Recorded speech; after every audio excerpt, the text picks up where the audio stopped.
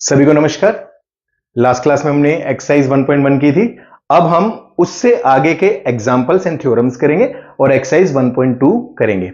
ठीक है, इस क्लास को देखने से पहले आप एक्सरसाइज 1.1 वाली क्लास को देख लीजिए, जिसका कि आपको यहां पर लिंक मिल जाएगा। ठीक है, डिस्क्रिप्शन पे भी लिंक मिल जाएगा, उसको देखिए। उसके बाद आपको 1.2 अच्छे से समझ में आएगी, क्योंकि कुछ थ्योरम्स हैं, है ना, कुछ फॉर्मूलाज है जो हम पहले कर चुके हैं, वो जब आपको आएंगे तभी तो 1.2 करोगे।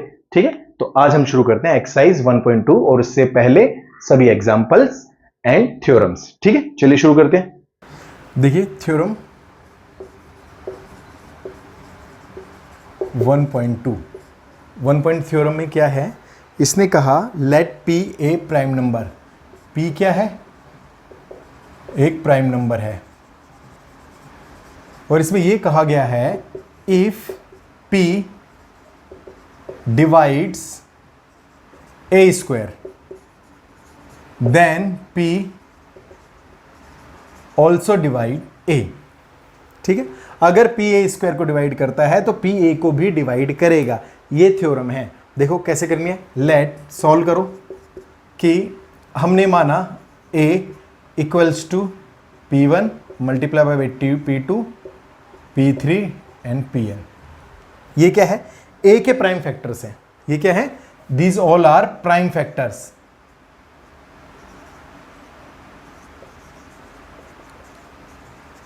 ठीक है, ये सब क्या है?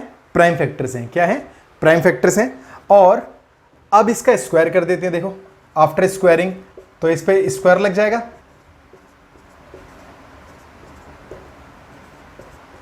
ठीक है, स्क्वायर लग गया। लेकिन हमें इसमें थ्योरम में ही दिया हुआ है, गिवन है कि ए स्क्वायर को डिवाइड करता है पी। मतलब अगर यहां ए स्क्वायर को ये फैक्टर्स डिवाइड कर रहे हैं, ये कोई फैक्टर है, तो इसमें इसने कहा कि पी इसको डिवाइड करता है। अब तुम्हें पता होना चाहिए कि कोई नंबर है 30, 2, 3, 5, ये इसके फैक्टर्स हैं। ठीक है, तो जब 30 के ये फैक्टर्स हैं, 30 के फैक्टर्स हैं, तो ये फैक्टर इसको 100% डिवाइड करेंगे। 2 30 को 100% डिवाइड करेगा, 3 30 को 100% डिवाइड करेगा, 5 30 को 100% डिवाइड करेगा, क्योंकि ये इसके फैक्टर्स हैं। क्लियर? देखा आपने? तो अगर P हमने कहा ए स्क्वायर को P डिवाइड करता है, तो ये बात 100% है कि इसके फैक्टर्स में से एक P है। ये गिवन है कि P divides a square, P divide A square. तो इसका मतलब क्या हुआ कि P must be A factor of A square. P एक ए स्क्वायर का 100% फैक्टर होगा। देखो 2 इसको डिवाइड कर रहा है तो 100%, 30 के फैक्टर्स में 2 100% होगा। तो इसी तरह अगर ए स्क्वायर को P डिवाइड कर रहा है तो ए स्क्वायर के जब फैक्टर करेंगे तो उसमें P 100% होगा। और ए स्क्वायर के प्राइम फैक्टर्स क्या हैं? ये हैं। ए स्क्वायर के प्राइम फैक्टर्स ये है ना, तो इसका मतलब P must be one of these, P1 square, P2 square, P3 square and Pn square. क्योंकि इसके तो प्राइम फैक्टर ये है और हमने कहा P इसमें से एक है, तो इन्हीं किसी में से P1 P2 P3 और Pn, इनमें से कोई एक P है, तभी तो उसका फैक्टर बना ना, कोई एक P है। अब यहां देखो ध्यान से कि ये क्योंकि प्राइम फैक्टर है तो यहां पर स्क्वायर ही तो लगा हुआ है, तो नंबर्स तो यही हुए ना, नंबर्स तो यही हुए, प्राइम फैक्टर्स तो यही है ना। गौर से देखो, सिर्फ स्क्वायर ही तो लगा है। अगर मैं इसके स्क्वायर लगा दूं तो नंबर्स तो यही हुए ना, 2, 3, 5, प्राइम फैक्टर्स तो यही हुए ना, तो इसलिए ये प्राइम फैक्टर है। तो ये किसके इक्वल है? ये इक्वल है ए के। यहां देखो ध्यान से, यहां से आया ये इक्वल किसके है? ए के। और जब हमें पता है, वहीं से दोबारा देखो कि इसके अंदर कोई एक नंबर है ना, P, कोई एक नंबर P है, तो इनके मल्टीप्लाई होने से A बना है, इनके मल्टीप्लाई होने से A बना है, तो इसलिए P 100% A को भी डिवाइड करेगा। इनके मल्टीप्लाई होने से 30 बना है, तो ये जो 2 है ये 100% इसको डिवाइड करेगा। एक कोई फैक्टर है, तो इसका मतलब कि P इसमें भी है ना, P इसमें भी है। हम यहां लिख देते हैं P must be in P1 P2 P3 dot dot dot Pn। ठीक है, ये हो गया। ठीक है, अब हम क्या लिखेंगे, P is a factor of A, P is a factor of A, then it divides A। Proof, तो इसलिए A को 100% डिवाइड करेगा। क्लियर है ना? देखो, इस एग्जाम्पल से बहुत अच्छा समझ में आ रहा है कि अगर 2, 3, 5 को मल्टीप्लाई करने से 30 बनता है, या फिर इस बात को कुछ इस तरह कहें कि 30 के फैक्टर हैं, ये 30 के फैक्टर हैं 2, 3 एंड 5, तो ये बात श्योर है कि 2 या 3 या 5 ये तीनों ही इसको डिवाइड करेंगे। फैक्टर बनते ही ऐसे हैं, तो ये इसको डिवाइड 100% करेंगे। क्लियर? इसका एक एग्जांपल देखो, इसका एक एग्जांपल देखो। जैसे हमने मान लिया 10 के फैक्टर क्या है, 2 एंड 5, a इक्वल्स टू मान लिया 10। क्लियर? इसका स्क्वायर करो, ये आ जाएगा 10 का स्क्वायर, इसका स्क्वायर करो तो जाहिर सी बात है इनका स्क्वायर लग जाएगा, प्राइम फैक्टर्स तो फिर भी करने पड़ेंगे, तो ये आ गया। क्लियर? अब देखो, अब क्वेश्चन कह रहा है कि 100 को डिवाइड करता है कोई p, ये स्क्वायर है, a स्क्वायर को डिवाइड करता है p, तो जाहिर सी बात है 100 के फैक्टर्स में से p होगा, तो p या तो 2 होगा या 5 होगा, कोई एक होगा ना प्राइम फैक्टर इसका। ठीक है, और इन पे लगा हुआ है स्क्वायर, अगर मैं इनका स्क्वायर हटा दूं तो प्राइम फैक्टर्स तो यही बचे, 2 और 5 ही बचे, एंड 2 एंड 5 को मल्टीप्लाई करने पे कितना आता है, 10, जो कि ये रहा 10। तो क्या बात अल्टीमेटली क्या समझ में आई कि अब 10 को मल्टीप्लाई 2 एंड 5 से करा तब 10 आया है, ये इसके प्राइम फैक्टर्स हैं 2 और 5 प्राइम फैक्टर्स ऑफ 10। तो जाहिर सी बात है ऑफ कोर्स ये जो कोई भी या तो 2 या 5 कोई भी, ये इसको 100% डिवाइड करेगा ही करेगा। आप चेक कर सकते हो, 2 ये डिवाइड करता है 5 पे जाएगा, 5 भी डिवाइड करता है 2 पे जाएगा। क्लियर? चलो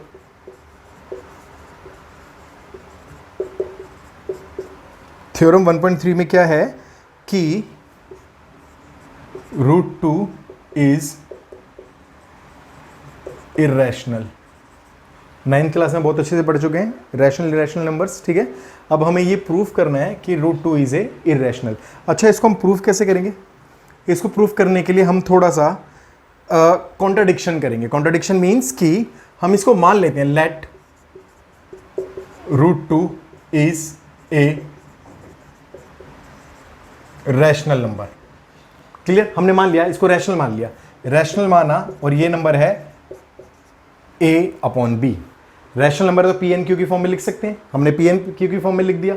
ठीक है, और जहां पर ये जो A और B है, ये क्या है, कोप्राइम। कोप्राइम मीन्स इनके बीच में कॉमन कुछ भी नहीं है, हमने प्राइम नंबर्स लिए हैं। क्लियर? ये हमने माना। क्लियर? अब देखो इसको सॉल्व करो कि B यहां आ जाएगा, B यहां क्रॉस मल्टीप्लाई हो गया, आ गया, A आ गया। आफ्टर स्क्वायरिंग, जब मैं इसको स्क्वायर करूंगा तो क्या हो जाएगा, b² 2 इक्वल्स टू a²। ये हमने क्या करा, आफ्टर स्क्वायरिंग स्क्वायर कर दिया। अब गौर से देखो, इन दोनों की मल्टीप्लाई होने से a² बन रहा है, इन दोनों की मल्टीप्लाई होने से a² बन रहा है, इन मतलब a² के फैक्टर है। तो इसका मतलब क्या हुआ कि 2 डिवाइड्स a², या फिर अब हम कहें 2 डिवाइड्स a। 2a को डिवाइड करेगा। अभी पूरा ये हमने क्या करा, थ्योरम 1.2 से सीखा ना कि कोई नंबर अगर उसके स्क्वायर को डिवाइड करता है तो उसको सिंगल नंबर को भी वो नंबर डिवाइड करेगा। तो इसका मतलब क्या हुआ कि a का एक फैक्टर है 2, a का एक फैक्टर है 2, 2 is a factor of a। ठीक है, 2 इस a का कोई एक फैक्टर है। यहां तक बात समझ में आती है? ठीक है, अब आगे देखो, अब हम क्या करते हैं, इस a की प्रॉब्लम सॉल्व हो गई है। अब हम क्या कर रहे हैं, इसी को आगे कर रहे हैं भी कि late a equals to 2c। ये हमने कोई नंबर मान लिया, ए इक्वल टू 2c, ठीक है। तो ए की जगह रख दो, देखो क्या फॉर्मूला था, b square 2 equal to a square, ये था ना, मैं इसको उठा के वहां ले गया। अब ए स्क्वायर की जगह क्या आ गया, 2c, स्क्वायर का स्क्वायर, बी स्क्वायर 2, ये कितना हो जाएगा 4c स्क्वायर, स्क्वायर खोलेंगे तो ये हो जाएगा, और ये 2 यहाँ डिवाइड हो जाएगा तो 2c स्क्वायर बच गया। क्लियर। अब देखो इन दोनों के मल्टीप्लाई होने से तब बी स्क्वायर बन रहा है, तो इसका मतलब 2 इसका फैक्टर है बी स्क्वायर का, है ना, मतलब इसको डिवाइड कर रहे हैं। तो हम क्या कर रहे हैं, क्या कह रहे हैं कि 2 डिवाइड्स बी स्क्वायर, तो देन 2 डिवाइड्स बी। क्लियर। तो हम क्या, जब 2 बी को डिवाइड कर रहा है तो हम क्या कहेंगे, 2 is a factor of B.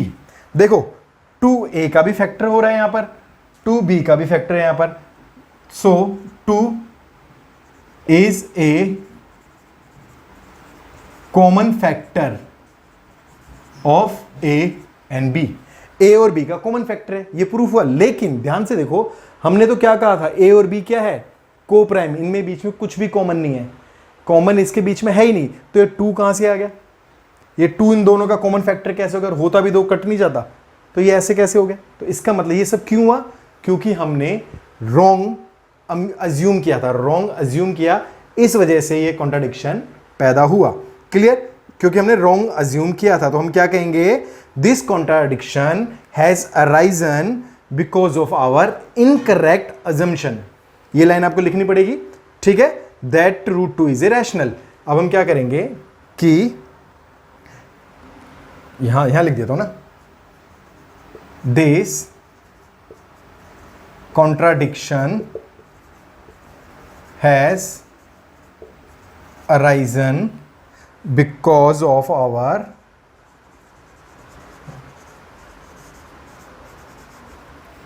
incorrect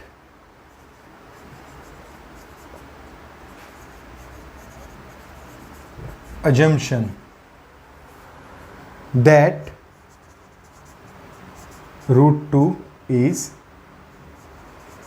rational number. ठीक है, ये जो कॉन्ट्रडिक्शन हुआ ये क्यों हुआ, क्योंकि हमने इनकरेक्ट एग्जम्पशन लिया था कि ये एक रैशनल नंबर है। ठीक है, तो अब इसलिए हम क्या कह सकते हैं कि this is not a rational number. तो कंक्लूजन क्या निकाला, so we conclude that, so we conclude that √2 is irrational number. देखो ध्यान से, एग्जाम्पल 5 देखो, एग्जाम्पल 5 में क्या है, प्रूफ √3 इज इरेशनल। √3 को इरेशनल करना, जैसे अभी हमने √2 किया था ना, इरेशनल था, सेम वही है। मैं एक बार और करा देता हूं, तुम्हारी प्रैक्टिस हो जाएगी, दोबारा इसको देख लो कि हम कैसे कर रहे हैं। Let √3 is rational number. हमने √3 को रैशनल नंबर अज्यूम कर लिया। क्लियर है, ठीक है। और ये हमने अज्यूम कहां किया है कि √3 वो किसके इक्वल हो गया, p/q की फॉर्म में हो गया, क्योंकि रैशनल है। और ये p/q फॉर्म है ये, लेकिन a भी हमने नंबर माना है। ठीक है, अच्छा इसमें a और b ये क्या है, इंटीजर्स हैं। ठीक है, a और b इंटीजर हैं, जहां की b 0 के बराबर नहीं है, और a और b को प्राइम नंबर है।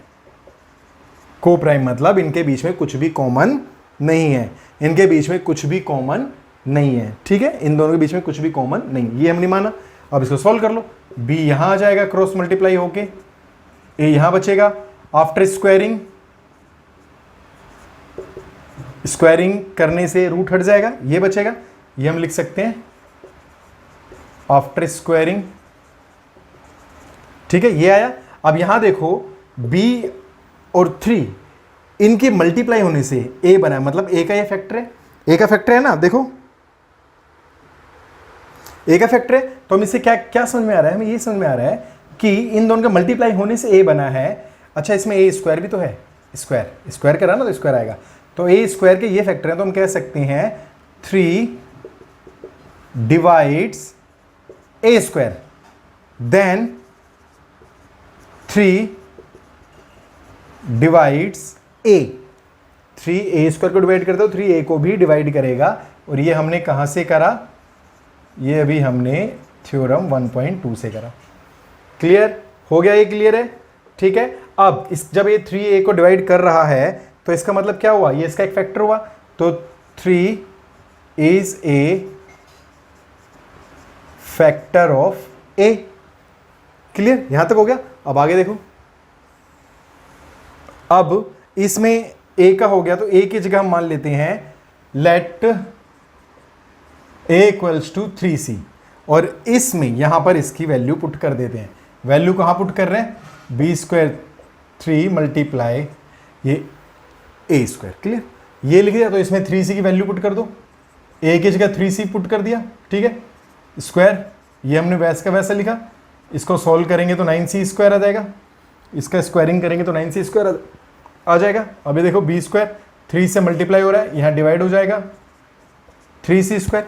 3 को 9 से कट कर देंगे 3c स्क्वायर आ जाएगा। क्लियर? यहाँ पर क्या? B square. अब देखो 3 और c इनके मल्टीप्लाई होने से, या फिर कहें बी स्क्वायर का फैक्टर है 3c, तो इन दोनों का मल्टीप्लाई होने से ये बना है। तो of course 3 divides b square, then 3 divides b also. भाई 3 बी स्क्वायर को डिवाइड करेगा तो 3b को भी तो डिवाइड करेगा। तो इसका मतलब क्या कहेंगे हम? 3 is a factor of b, कि 3 एक फैक्टर है b का और यहां 3 एक फैक्टर है a का। तो दोनों बातों से क्या समझ में आया? 3 is a common factor of a and b। a b का कॉमन फैक्टर है, लेकिन फिर वही बात है, हमने तो यहां पहले ही कहा था इसका कॉमन फैक्टर कुछ भी नहीं है, इनके बीच में कोई कॉमन फैक्टर नहीं है, को प्राइम नंबर है। तो फिर बताओ ये कैसे प्रूफ हुआ? तो ये सब किस लिए प्रूफ हुआ? क्योंकि हमने रॉन्ग अज्यूम किया कि ये एक रैशनल नंबर है और हमने उसको p बाई क्यू की फॉर्म में लिख दिया। तो ये अजम्पशन ही हमारी रॉन्ग थी। ये अजम्पशन क्या थी? रॉन्ग थी। तो हम इसको फिर से वही लाइन कह सकते हैं कि this contradiction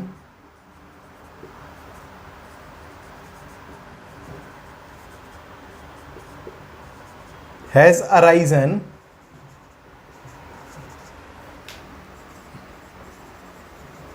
because of our incorrect assumption। हमने जो रॉन्ग assumption ली थी उसकी वजह से ये हुआ है ना, ठीक है। दैट, और हमारी assumption क्या थी? कि √3 इज ए रैशनल नंबर। यही तो हमारी रॉन्ग अजम्पशन थी ना, ठीक है। तो हमने कंक्लूजन क्या निकाला? So we conclude that √3 is an irrational number. ये हमारा कंक्लूजन है, ठीक है। Example number 6। एग्जाम्पल नंबर 6 क्या है? 5 माइनस √3। इसको हमने प्रूफ करना है इर्रेशनल। 5 माइनस √3 इसको हमने इर्रेशनल प्रूफ करना है, ठीक है। अच्छा, 9th क्लास में मैंने तुम्हें बताया एक इर्रेशनल नंबर के साथ में रैशनल नंबर को प्लस माइनस डिवाइड या मल्टीप्लाई करें तो वो इर्रेशनल ही रहता है। क्लियर? एक इर्रेशनल नंबर के साथ में किसी रैशनल नंबर को, एक रैशनल नंबर के साथ में किसी इर्रेशनल नंबर को प्लस माइनस डिवाइड मल्टीप्लाई करें, किसके साथ में? इर्रेशनल के साथ, तो नंबर इर्रेशनल बन जाता है।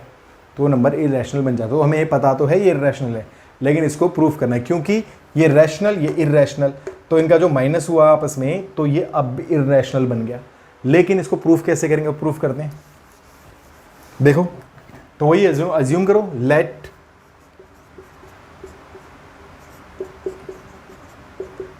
Is a rational number. Where 5 minus root 3 equals to a by b. ठीक है, ये हमने मान लिया। ठीक है, रैशनल नंबर, और यहां पर वही है, ए भी इंटीजर है एंड कोप्राइम है। ठीक है ना, और b इक्वल्स टू 0 नहीं है। ठीक है, मतलब इनके बीच में कुछ भी कॉमन नहीं है। ठीक है, ऐसा हमने माना। क्लियर? अब देखो, अब इसको सॉल्व कैसे करना है। इसको रूट 3 को वहां लेके जाओ, ए बी अगर इक्वल के साइन के लेफ्ट हैंड साइड में आएगा उसका साइन चेंज हो जाएगा। रूट 3 माइनस का है, यहां पर जाएगा तो प्लस का हो जाएगा। ठीक है, अब यहां गौर से देखो, rational number minus rational number, ये भी एक रैशनल नंबर है, ये भी रैशनल नंबर है, तो ये पूरा 5 माइनस ए बी, ये क्या हुआ? रैशनल नंबर हुआ ना। ये देखो, रैशनल नंबर के साथ रैशनल नंबर को माइनस कर रहे हैं तो रैशनल नंबर हो गया। और जब ये रैशनल नंबर है, इसके इक्वल कितना है? रूट 3, तो root 3 is also a rational number, या हम कहें विल बी।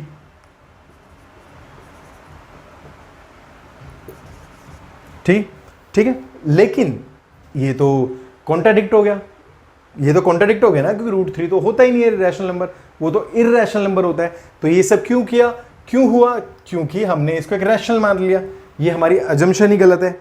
ठीक है, तो इस अजम्पशन के लिए देखो, इसमें लिखेंगे कैसे। लिखने में देखो, जैसे तुम्हारी बुक में लिखा हुआ है वैसे लिखना है, but this contradict the fact, but this contradicts the fact that root 3 is irrational। ठीक है, रूट 3 इज irrational। ठीक है, तो अब इसमें क्या हुआ, और ये कॉन्ट्राडिक्शन, ये जो कॉन्ट्राडिक्शन हुआ ये क्यों हुआ? फिर वही सेम लाइन हम लिखेंगे यहां पर, this contradiction has arisen because of our wrong, या फिर कहें incorrect assumption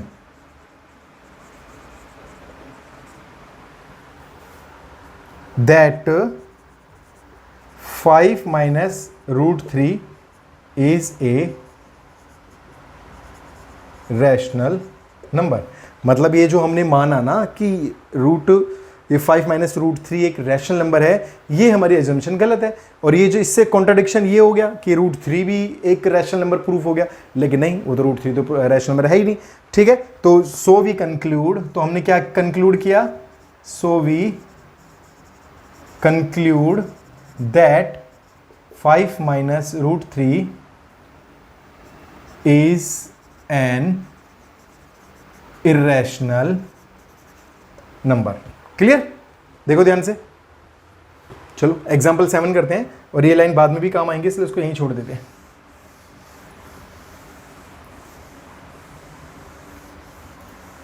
देखो एग्जाम्पल 7, एग्जाम्पल 7 में क्या कहा गया है? 3 रूट 2, इसको हमें क्या प्रूफ करना है, क्या शो करना है? Is irrational. ठीक है ना, तो हम कॉन्ट्राडिक्शन के थ्रू इसको प्रूफ करेंगे। तो पहले इसको मान लेते हैं एक रैशनल नंबर, लेट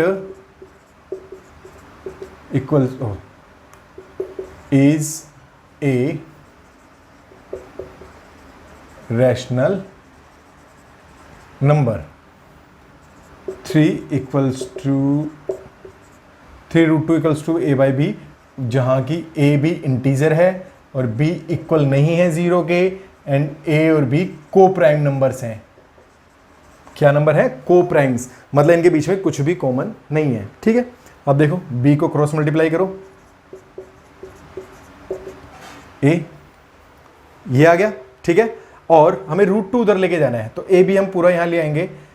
देखो इसको मैं अगर एक साथ ही कर देता हूं, देखो 3 बी क्रॉस मल्टीप्लाई होके ऊपर, ए क्रॉस मल्टीप्लाई होके नीचे, रूट 2 जो यहां चला जाएगा ये आ जाएगा।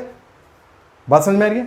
अब इसको रेसिप्रोकल कर दो, पलट दो, a इक्वल्स टू 3b और ये आ गया √2।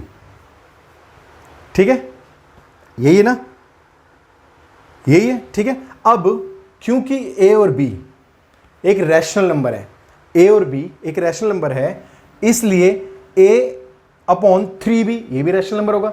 रैशनल नंबर के साथ में रैशनल नंबर डिवाइड हो रहा है, तो ये भी एक रैशनल नंबर है ना। तो हमने क्या कहा कि a/3b is a rational number, है ना। सो √2 will be A rational number. तो √2 भी रैशनल नंबर हो गया, लेकिन वही फिर वही सेम थिंग, बस इसमें चेंज करो। ठीक है, सेम लाइन हम लिख सकते हैं।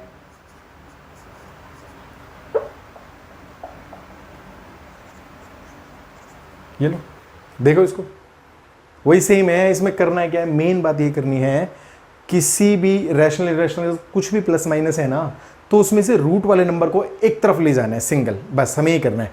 जैसे इसमें ये था, तो हमें 3ab को एक तरफ ले जाओ, √2 को सिर्फ अलग ले जाना है। और ये प्लस माइनस इक्वल के साइन के राइट हैंड जाना, लेफ्ट हैंड जाना है, तो बच्चों की बात है, तो तुम्हें आती होंगी, ये तो 6th क्लास से बच्चे सीख जाते हैं ना। वो हमने इधर उधर लेके गए, रूट वाला नंबर अलग ले गए। जैसे लास्ट क्वेश्चन में √3 अलग ले गए थे, इस क्वेश्चन में √2 अलग ले गए, ताकि हम ये प्रूफ कर पाए कि ab एक रैशनल नंबर है, तो इसके साथ में मल्टीप्लाई हो रहा है 1/3, तो ये पूरा कंप्लीट नंबर भी तो रैशनल ही होगा। और ये रैशनल है, और इसके कल हमने कहा कि √2 है, तो जब ये रैशनल है तो ये भी रैशनल ही होगा, क्योंकि इसके इक्वल है, और ये तो रैशनल होता ही नहीं है, फिर ये लाइन लिखनी पड़ेगी हमें। But this contradicts the fact that √2 is irrational, क्योंकि ये तो इर्रेशनल होता है। ठीक है ना, फिर अपनी वही लाइन। ठीक है, क्योंकि ये सब जो हुआ क्यों हुआ, क्योंकि हमने जो रॉन्ग अज्यूम किया है ना, रॉन्ग अजम्पशन के कारण ये सब हुआ। तो कंक्लूड क्या हुआ, कंक्लूड ये हुआ कि √2 एक इर्रेशनल नंबर है। क्लियर, देखो ध्यान से। चलिए एक्सरसाइज 1.2 कर रहे हैं। एक्सरसाइज 1.2 फर्स्ट क्वेश्चन है इसका, prove that √5 is irrational. First question है, हमें प्रूफ करना है कि √5 इज इर्रेशनल। इसके दो एग्जांपल हम √2 और √3 ये दो कर चुके हैं। ठीक है, बिल्कुल सेम वैसे ही होगा, लेकिन फिर भी मैं तुम्हें करके दिखा देता हूं कि √5 एक इर्रेशनल है। तो सबसे पहले हमारी अप्रोच क्या होगी, एक कॉन्ट्राडिक्शन वाली अप्रोच रहेगी, कि हम पहले इसको मान लेते हैं कि एक रैशनल नंबर है। Let √5 is an rational number. हमने पहले इसको रैशनल मान लिया। ठीक है, अब रैशनल है तो √5 किसके इक्वल माना हमने, p/q की फॉर्म में होगा, तो a/b ये मान लिया, जहां की a भी इंटीजर है और b जो कि डिनोमिनेटर है वो 0 के इक्वल नहीं है, ये मान लिया। ठीक है, ठीक है ना। और ये कोप्राइम है, a and b are coprime numbers, कि इनका कोई भी फैक्टर कॉमन नहीं है, इनकी आपस में डिवाइड हो ही नहीं सकते किसी नंबर से, कोई भी फैक्टर इनका कॉमन नहीं है। ठीक है, यहां तक हुआ। इसके बाद याद करो क्या करा हमने, क्रॉस मल्टीप्लाई। √5 भी इधर क्रॉस मल्टीप्लाई होगा, यहां ये होगा, क्योंकि हमें रूट हटाना है तो स्क्वायरिंग करेंगे। तो आफ्टर स्क्वायरिंग क्या होगा, b², रूट से स्क्वायर करते हैं तो रूट ही हटता है, सिर्फ नंबर सेम रहता है, और यहां स्क्वायर करेंगे 2। तो अब ये हमने क्या कहा, आफ्टर स्क्वायरिंग। आफ्टर स्क्वायरिंग ये हो गया। गौर से देखो, b और 5 इसके मल्टीप्लाई होने से a² बना है, तो जाहिर सी बात है a² का एक फैक्टर 5 है, मींस 5 डिवाइड्स a²। और जब 5 डिवाइड करेगा a² को, तो हम कह सकते हैं कि 5 डिवाइड्स a ऑल्सो, 5 a को भी डिवाइड करेगा। तो कुल मिलाकर क्या बात समझ में आई कि 5 is a factor of a। जब वो उसको डिवाइड कर रहा है तो जाहिर सी बात होगा फैक्टर होगा। यहां तक की बात समझ में आ गई, क्लियर। a वाली बात हो गई। अब हमें b का करना है। b का कैसे करेंगे, देखो बी का करने के लिए सबसे पहले हमने क्या किया, मान लेते हैं a equals to 5c, a equals to 5c, और ये वैल्यू हम पुट कर देते हैं इसमें, ठीक है, इसमें मीन्स इसको इक्वेशन 1 कह लेते हैं। इस इक्वेशन 1 में वैल्यू पुट करेंगे। इक्वेशन 1 क्या है, b square 5 equals to a square, ये है ना। तो a की वैल्यू जब हम इसमें पुट करेंगे तो देखो a की वैल्यू 5c है, ये हो जाएगा, ठीक है ना। ये हमने क्या करा, इसकी वैल्यू इसमें पुट की, a में 5c लिख दिया। सॉल्व करो, ये आ गया, 5 से मल्टीप्लाई हो रहा है, यहाँ डिवाइड हो जाएगा, 5 इसको कट कर देगा, 5 आएगा, 5c स्क्वायर। तो b square equals to 5c square ये आया। ध्यान से देखो, इन दोनों के मल्टीप्लाई होने से b स्क्वायर बन रहा है, तो 5 divides b square, then 5 divides b also, ठीक है ना। 5 फिर b को भी डिवाइड करेगा। इसका मतलब क्या हुआ कि 5 is a factor of b। जब 5 b को डिवाइड कर सकता है तो b का एक फैक्टर होगा। अब देखो यहां 5 a का भी फैक्टर है, 5 b का भी फैक्टर है, तो हम क्या कह सकते हैं, 5 is the common factor of a and b। दोनों का कॉमन फैक्टर 5 है, लेकिन हमने पहले ही कहा कि इसका कॉमन फैक्टर तो हो ही नहीं सकता क्योंकि को प्राइम नंबर है। तो अब हुआ क्या, ये जो कॉन्ट्राडिक्शन हुआ वो क्यों हुआ, क्योंकि हमने रॉन्ग अज्यूम किया था, है ना। तो फिर वो लाइन हम लिखेंगे दोबारा, this contradiction has arisen because of our incorrect assumption। जो हमने रॉन्ग अज्यूम किया था ना वो, that √5 is a rational number। now so we conclude that √5 is an irrational number, ठीक है। तो ये लाइन लिखना जरूरी है। इसमें क्या हुआ कि ये √5 जो हमने रैशनल माना ये रॉन्ग अज्यूम्पशन था, एंड फाइनली हमने कंक्लूड किया कि 5 is N irrational number. Clear. Second question देखो, सेकंड क्वेश्चन है, ठीक है, 3 + 2 √5 इज इररेशनल, ये हमें प्रूफ करना है, ठीक है, ये प्रूफ करना है। देखो कैसे करना है इसको, हम मान लेते हैं let 3 + 2 √5 is a rational number. इसको हमने रैशनल नंबर मान लिया, तो रैशनल नंबर माना है तो ये इस फॉर्म में हो सकता है। अच्छा इस फॉर्म में हो गया, लेकिन इसमें हमें क्या देखना है कि a और b इंटीजर है और जिसमें b 0 के इक्वल नहीं है, ठीक है। अब देखो इसमें, अब हमने क्या करा, अब इसमें तुम्हें याद है जो एग्जांपल किया था कि √5 वाली ये √5 है इसको इक्वल के एक तरफ ले जाना, बाकी सारे नंबर से एक तरफ आने चाहिए। तो कैसे करेंगे देखो, -3 इधर चला गया, अब ये जो है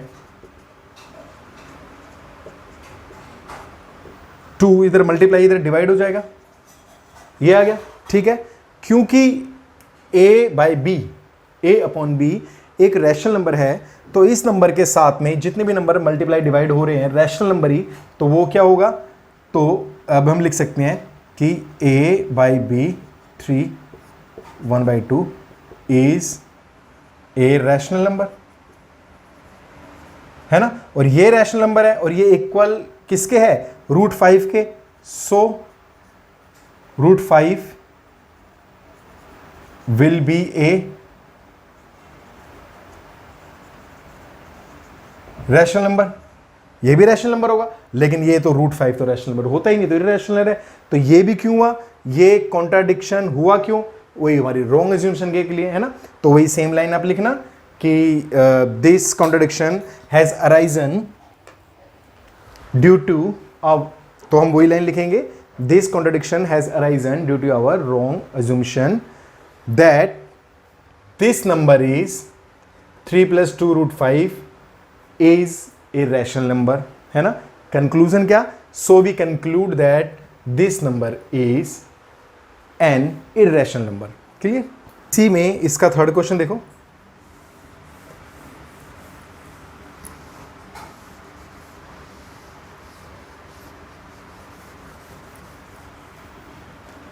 देखो क्वेश्चन वही है सेम, थर्ड क्वेश्चन का first part 1/√2 1/√2 is rational number, ये हमें प्रूफ करना है। 1/√2 इज इर्रेशनल नंबर, हमें क्या प्रूफ करना है, 1/√2 इज इर्रेशनल नंबर। तो सबसे पहले हम क्या कर लेते हैं, let 1/√2 is a rational number, एक रैशनल नंबर मान लिया, ठीक है। एंड 1/√2 इक्वल्स टू a/b, ठीक है। ये सेम क्वेश्चन है इसलिए मैंने इसको रब नहीं किया, उसी में आ जाएगा, ठीक है। आप देखो यहाँ पर हमें, मैंने क्या कहा, √2 को अलग लेके आना है, तो इसको रेसिप्रोकल कर दो, पलट दो, तो यहाँ भी पलट जाएगा, ये आ गया।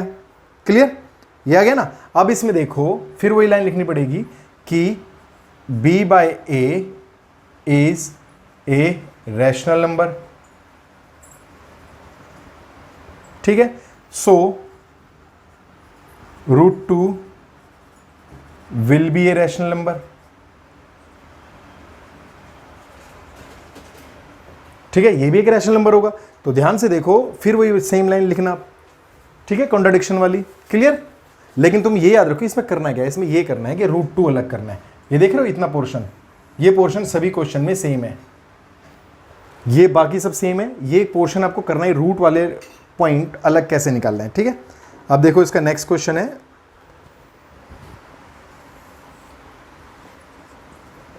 3 का सेकंड पार्ट है। सेकंड पार्ट में क्या है, 7√5,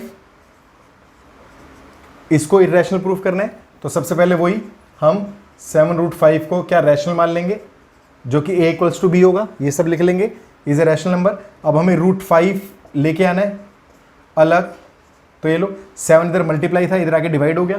क्लियर। फिर अब ये जो a/√7b है, ये क्या है, रैशनल नंबर, क्योंकि ये भी रैशनल है तो इसका 7 डिवाइड हो रहा है, तो ये भी रैशनल, तो ये एक रैशनल नंबर हो गया। और ये रैशनल और ये इक्वल किसके है, √5 के, तो √5 भी रैशनल हो गया। और ये कॉन्ट्राडिक्शन है, ये तो कॉन्ट्राडिक्ट आवर फैक्ट है ना।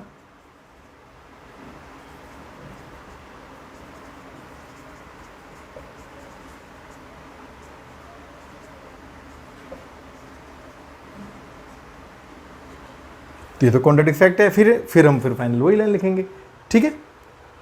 बस तुम्हें ये इस हर क्वेश्चन में अब ये देखना है कि हमें ये कर कैसे रही है, बस।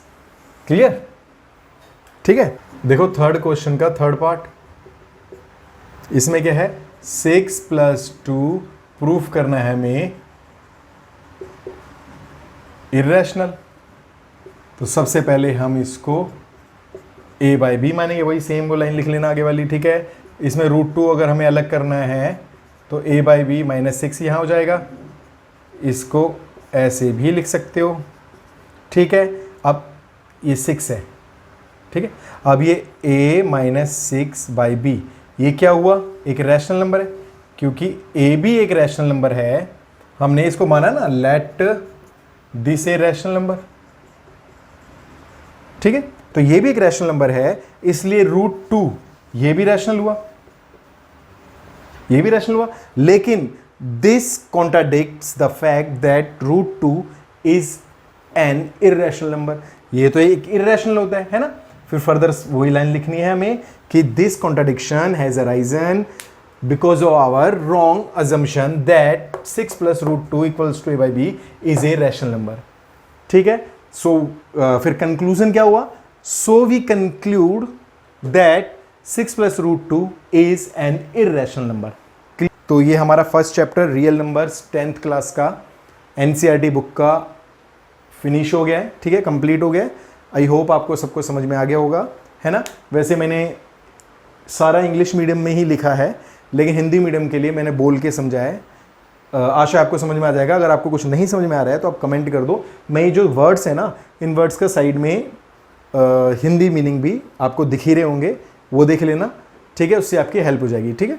क्योंकि दो दो मीडियम में एक ही क्वेश्चन को दो दो बार करना थोड़ा मुश्किल हो जाता है, इसलिए मैंने सिंगल एक ही मीडियम में लेके चला हूँ। लेकिन जो मैं एक्सप्लेन कर रहा हूँ वो दोनों मीडियम के लिए है, ठीक है। चलिए फिर आज हमने 10th क्लास एनसीईआरटी बुक का first chapter real numbers complete किया। एक्सरसाइज 1.1 पहले की थी, 1.2 आज की है, यानी फर्स्ट चैप्टर क्लियर हो गया है, ठीक है। आशा है आपको बहुत अच्छे से समझ में आया होगा। आप इसको प्लीज ध्यान से देखिए, जो भी क्वेश्चन नहीं समझ में आता है उसको ध्यान से देखिए, अपने हाथ से करने की कोशिश कीजिए, तो आपको लगेगा कि आपको आ गया है, ठीक है। सिर्फ वीडियो देखने से नहीं आएगा, अपने हाथ से करने से ही आएगा। क्लियर है? अच्छा, इस वीडियो को प्लीज ज्यादा से ज्यादा शेयर कीजिए, सभी बच्चे तक पहुंचाइए, है ना, अपने फ्रेंड्स तक पहुंचाइए, ठीक है। हमें थोड़ा सा मोटिवेशन मिलता है उससे, है ना, एंड बच्चों का भी बेनिफिट हो जाएगा, ठीक है। तो चलिए मिलते हैं नेक्स्ट क्लास में नेक्स्ट चैप्टर के साथ में, ठीक है। तब तक अपना बहुत ध्यान रखिए, पढ़ाई में ध्यान दीजिए, ठीक है। नमस्कार।